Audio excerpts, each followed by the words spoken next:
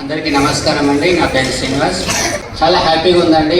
ఒక 7 సంవత్సరాల క్రితం నేను రోడ్ మీద ఉండే, అదే 7 సంవత్సరాల క్రితం మా ఫ్రెండ్ ఒక బిజినెస్ చేసిండు. నాకు తెలిసిన ఒక వ్యక్తి సాఫ్ట్వేర్ కంపెనీలో జాబ్ పెట్టిండు. నేనేమో వెస్టీలోకి వచ్చాను. ఆ సాఫ్ట్వేర్ జాబ్ అయినా 3 కంపెనీలు మారిండు. ఇప్పుడు ఇంటికానే ఉంటుండు. మా ఫ్రెండ్ 2 బిజినెస్లు చేసిండు. ఒకటి గోళ్ళ వ్యాపారం చేసిండు, 2 ఇసుక లారీలు చేసిండు. వాళ్ళిద్దరు పాపం వాళ్ళు ఓకే ఉన్నారు. కాకపోతే నేను మాత్రం వెస్టీజ్లోకి రావడం వల్ల అప్లైన్ మాటలు వినడం ద్వారా 6-7 కోట్ల రూపాయలు సంపాదించాను.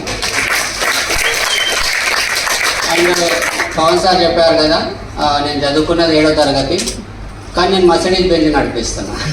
అది హ్యాపీ అనిపిస్తుంది. అండ్ 7 సంవత్సరాల క్రితం 2 ఆప్షన్స్ ఉండే నా దగ్గర. అప్పులపాలై సూసైడ్ చేసుకోవాలన్నా, వెస్టీజ్ చేయాలన్నా.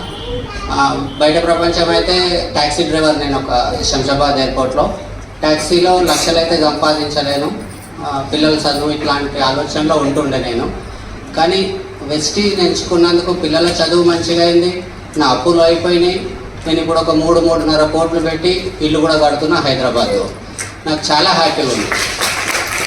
మా ఫ్రెండ్ పైసలు పెట్టిండు, బిజినెస్ చేసిండు, ఆయన పైసలు లాస్ అయిండు. నేను ఏది మంచి ఏది చెడు అనట్లేదు. నా ఉద్యోగం పోతుందని భయం లేదు నాకు ఇప్పుడు. నాది ఇప్పుడు నిన్ననో ఎవరో ఇన్ఫోసిస్ ఎవరో తీసేసారంట, ఓరాకిలో 12,000 మందిని తీసేసారంట. నాకు ఆ భయం లేదు. ఇప్పుడు అనిపిస్తుంది చదువుకుంటే మంచిదండి. నేను జోక్ చేస్తున్నా.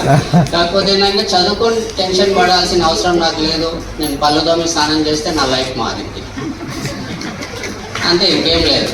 విన్నోళ్ళు విన్నరు, విననోళ్ళు వినలేరు. గ్రహణం ఉన్నోళ్ళు ఆలోచనలు ఉన్నారు. మీరైతే లేరనుకుంటున్నారు. కాబట్టి ఒక మంచి నిర్ణయం తీసుకోండి. Thank you. Back to